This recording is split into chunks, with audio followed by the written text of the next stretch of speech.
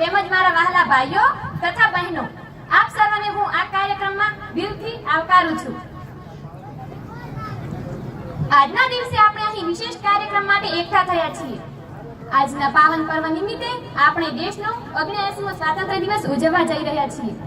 આ સ્વતંત્રતા આપણને અનેક મહાન સ્વાતંત્ર્ય સેનાનીઓના બલિદાન અને સંઘર્ષો પછી મળી છે.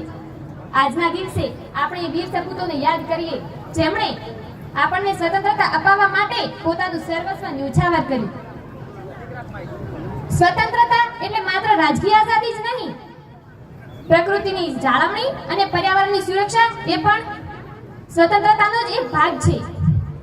આપણે સ્વચ્છ હવામાં શ્વાસ લઈ શકતા નથી, શુદ્ધ પાણી પી શકતા નથી અને સ્વસ્થ જીવન જીવી શકતા નથી. તો સાચી આઝાદીનો અર્થ શું? આ કાર્યક્રમ માત્ર એક ઇવેન્ટ નથી, એક ભાવના છે, એક સંકલ્પ છે, એક કૃતજ્ઞતા છે. આપણે જાણીએ છીએ આપણા જીવનમાં માનું સ્થાન સર્વોપરી છે.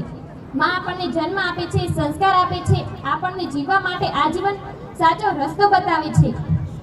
માનો પ્રેમ, ત્યાગ અને સમર્પણ એવો છે જેની સરખામણી અન્ય કોઈ સાથે થઈ શકતી નથી. માં આપણને ઉછેરે છે, આપણી દરેક જરૂરિયાતો પૂરી કરે છે અને આપણા સુખ દુઃખમાં હંમેશા આપણી સાથે રહે છે. તેવી જ રીતે ધરતી માતા પણ આપણને ઘણું બધું આપે છે. 5 જૂન 2025 ના રોજ આપણા લોકલાડીલા એવા શ્રી નરેન્દ્રભાઈ મોદીએ પર્યાવરણનું સંતુલન જળવાઈ રહે એ માટે એક પેડ માં કે નામની શરૂઆત કરી. એક પેડ માં કે નામ કહીને આપણી માતાને જ નહીં પરંતુ ધરતી માતાને પણ આપણે સન્માન આપી રહ્યા છીએ. માં આપણને પ્રેમ કરે છે તો ધરતી માતા આપણને શુદ્ધ હવા, પીવા માટે પાણી, ખાવા માટે અનાજ અને રહેવા માટે જગ્યા આપે છે. અને આપણે ધરતી માતાને શું આપીએ છીએ? ગ્લોબલ વોર્મિંગ, તાપમાનમાં વધારો અને ગ્રીન હાઉસ ઇફેક્ટ. ઉદ્યોગોના વિકસાવવા માટે આપણે વૃક્ષો ધડાધડ કાપી રહ્યા છીએ અને તેની સામે આપણે વૃક્ષો વાવી નથી રહ્યા. તો શું ધરતી માતા હરીભરી રહેશે? આપણે એમ નથી કહેતી કે તમે ટેકનોલોજી માટે વૃક્ષોને ના કાપો, પરંતુ કાપો તો એની સામે અને વૃક્ષ બીજું પણ વાવો અને ઉછેરો. આપણા દેશને હજી 300 કરોડ કરતા વધુ વૃક્ષોની જરૂર છે. આપણે એક વ્યક્તિ દીઠ 4 વૃક્ષો વાવવા જોઈએ, પરંતુ હું તમને 4 વૃક્ષ નહીં પરંતુ 1 વૃક્ષ વાવવાની વિનંતી કરું છું. અને એ વૃક્ષ વાવી અને તેને ઉછેરી અને મોટો પણ કરવાનો એવો એક સંકલ્પ લેજો. નહીતર વાવીને શું કરશો? જેની પછી તમે સેવા ચાકરી નહીં કરો તો એ બળી જશે.